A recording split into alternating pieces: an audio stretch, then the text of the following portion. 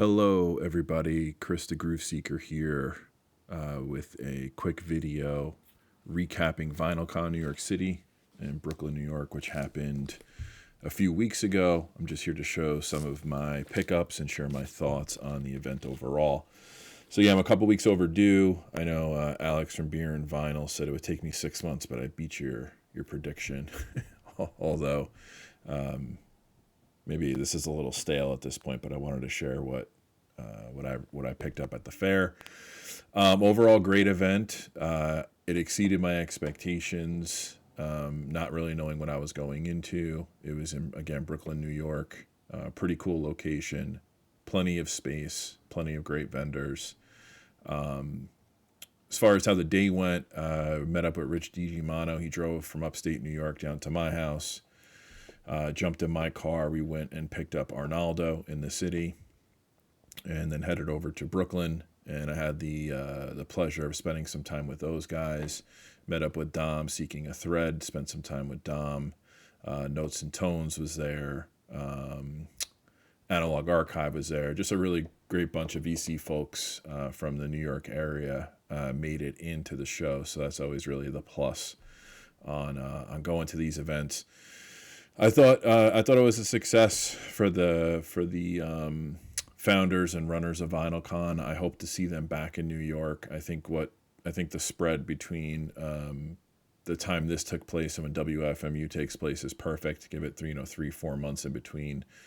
I think it's a really good time frame to have the event. I have not gone to others. Maybe I'll consider going to Philly. I don't know if I would travel. I don't typically get on a plane for a record show, at least not at this stage in my life. A lot going on. So, but yeah, I really enjoyed myself. Always grateful and gracious to spend time with the cats I spent time with. So that was huge fun. So let's get into what I got. I mean, I stayed under budget, which was great. Always happy that I did that, which means I didn't reach for anything or just to spend. The first thing I picked up, and by the way, I was very bad at identifying some of the dealers. I think I have an idea who I bought these from, so if I remember, I'll mention them. But if not, I'll next time I'm at a show, I'll try to take some more notes. I know Arnaldo and Dom are just really great at that. I'm not at that level at this point. First thing I picked up was Ahmad Jamal's Tranquility, U.S. press on ABC Records. I've been trying to get as much Ahmad Jamal as I can. Ahmad plays Jamal has been difficult for me to obtain due to pricing. I've been stalking it on eBay and Discogs, but this is a pretty cool record. The A side is a lot of covers and standards, but the B side is just absolutely killer. It's one of the best sides of a jazz record I've heard, or really affected me when I listened to it. Standout tracks on there. It goes Tranquility into Free Again into Manhattan Reflections. It's only a trio here. Jamil Suleiman on bass and Frank Grant on drums. This is a great pickup, and it wasn't too expensive. Maybe like $15 on this, so I was glad to pick it up. Second record, I didn't get this in this order, but second record I'm showing is an upgrade copy for me of Freddie Hubbard's Straight Life on CTI. I got this from Human Head. They had some really great stuff. A lot of it I already had, and a lot of it I just wasn't really into looking for at the time, but I did find this. So this is a good funky record. George Benson, Ron Carter, Jack DeGionet, Herbie Hancock, Joe Henderson, which will be a theme in this video, and Richard Pablo Landrum. If you know, you know. Some of the CTI stuff is really fantastic, and I've been working my way through their catalog quite a bit over the past couple of years. So excited to get that. Next, there's a dealer that Arnaldo turned me on to at WFMU a couple of years ago. I believe he's French. He really specializes in like UK first pressings. What's great about him is he has a lot of 80s, 90s stuff, has a lot of the classic rock, but he has a small soul section, and I found this Willie Hutch Fully Exposed record, which I was familiar with, but never really on my radar to own, but I got a really nice price on it. He had it at 30. I got it for 20. And yeah, not much. It's not like it's a groundbreaking record. I just don't really see it often. It was super clean and got a good deal, so I scooped it. This was a fun listen. Later on in the afternoon, I was kind of going through some jazz stuff, and I was at a table, and Dom was right next to me, and I picked up this Charlie Hayden Liberation Music Orchestra record. It's actually a promo, gold stamp promo on the back. And I said to Dom, who happened to be right next to me, I said, I think I need this. And he goes, I think you do. So I picked it up on his recommendation. Great ensemble here, but Carla Bley and Don Cherry are like the names that I knew that are on this besides Charlie Hayden. So this has been a super fun listen. It was inspired by the Spanish Revolution, I think, from what I read up on it. And it kind of plays that way. It could be, in a good way, it could be a score to a movie. It's very thematic and quite a journey on this record. So I'll be looking for, I have some Charlie Hayden stuff, but I'll be looking for more as time goes on. Next is something I've never seen before. I don't know if it's super rare or it's even desirable, but I'm a huge Curtis Mayfield fan, and I picked up this promo of Curtis Mayfield rapping. So what's really cool about this is the first side is social commentary and then discussion of the lyrics of his songs. And this came out in 1972, so a lot of the social themes are kind of recycling in our society, especially the past few years.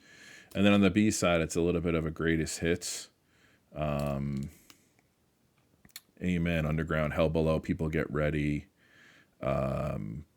Pusher Man's on here. So this is just a cool kind of, I don't want to say collector's thing, but I wouldn't buy a lot of these novelty type records, but I'm a huge Curtis Mayfield fan. I have almost his complete discography. So I thought I'd pick this up.